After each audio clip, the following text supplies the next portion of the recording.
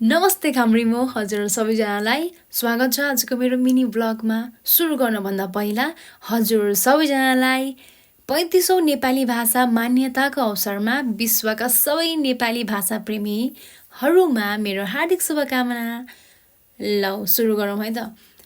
आज चाहिँ हाम्रो छुट्टी अनि छुट्टी भएपछि मलाई चाहिँ जानु थियो नन्दु गाउँ, किनभने चाहिँ नन्दु गाउँमा गएर प्लान्ट रोप्नु थियो। हिजो तपाईँले मेरो देख्नुभयो होला ट्याक्सीमा प्लान्ट हाल्दै गरेको हिजोको ब्लगमा। अनि म बिहान यति धेरै पानी पर्यो नि, त्यस्तो जाने कन्डिसन त थिएन, तर म जान्छु भनेर म चाहिँ निस्केँ है। अनि यो चाहिँ मेरो फर्स्ट टाइम हो राइड गर्दै कहीँ टाढो गएको घरदेखि। अनि घरकाहरू पनि धेरै सुर्ताउनु भयो होइन, बाटोमा धेरै कल गर्नुभएको थियो। अनि गएँ म, एक्ज्याक्टली मलाई जानुपर्ने थियो नन्दु गाउँको सामसेबुङ निनीको घर। अनि जाँदाखेरि मैले चाहिँ बाटो नै बिर्सी पठाएछु नि त, कहाँ थियो भयो होइन, किनभने म गएको छुइनँ, धेरै भयो नगएको।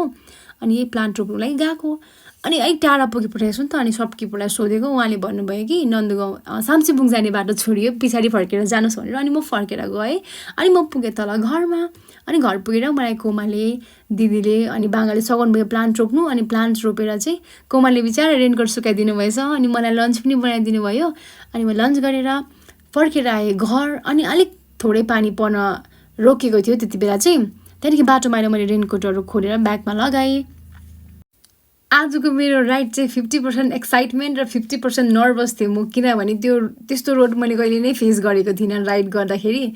अनि रोडभित्र रोड खोजिरहनु परेको थियो क्या। अनि त्यहाँबाट म फर्केर आएँ घर। मलाई मनपर्ने जग्गाहरूतिर मैले स्कुटी रोकेर भिडियोजहरू क्लिप्सहरू लिएँ। त्यहाँदेखि म फर्केर आएँ घर। अनि घर आउँदाखेरि त पानी थोरै थोरै फेरि पर्न सुरु भयो। अनि हेर्नुहोस् न, हात रातै भएर जिउ दुखेर हत्तु नै भयो होइन। आजको इभिनिङ एकदमै दामी भएको थियो।